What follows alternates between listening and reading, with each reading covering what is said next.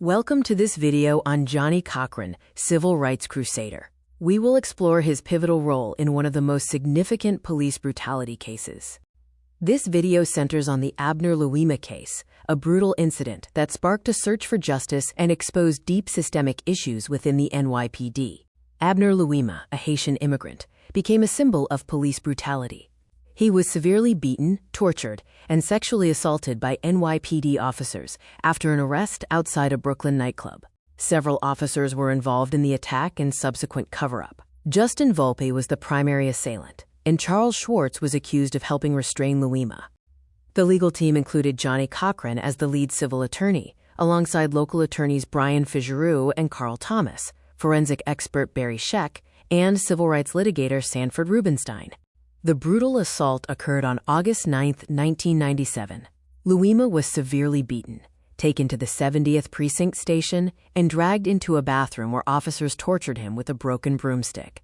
The cover-up began immediately, with officers filing false reports. They claimed Louima's injuries were from rough sex and attempted to intimidate witnesses and destroy evidence.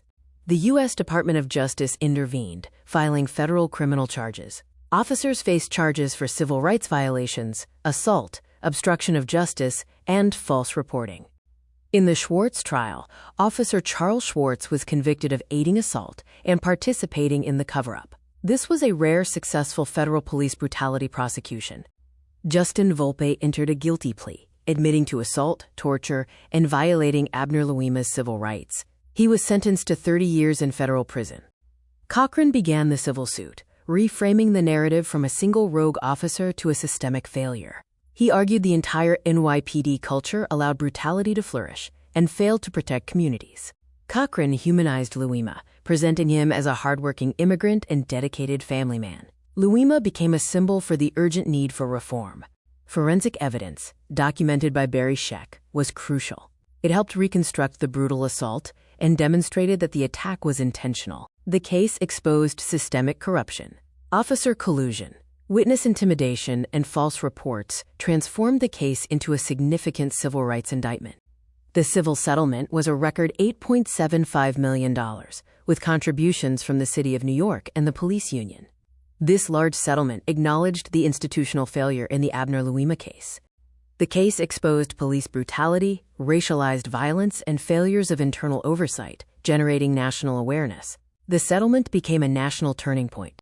The case led to increased federal oversight of the NYPD, the implementation of new training protocols, and critical internal affairs reforms. Public pressure for police accountability also increased. Following the case, Johnnie Cochran became a top civil rights attorney. His public image shifted to that of a champion of the oppressed, and he focused the rest of his career on police misconduct cases. Cochran sought dignity for the victim. For him, civil lawsuits were about demanding accountability and achieving systemic change, with restorative justice at the core of his philosophy. Louima's suffering became a moral indictment of the system, shifting the narrative from a lone officer's misconduct. The trauma symbolized a compelling call for NYPD reform, highlighting systemic failures. Johnnie Cochran believed a lawyer should voice the concerns of the voiceless, bringing dignity and accountability to victims and serving as a crucial advocate for the oppressed.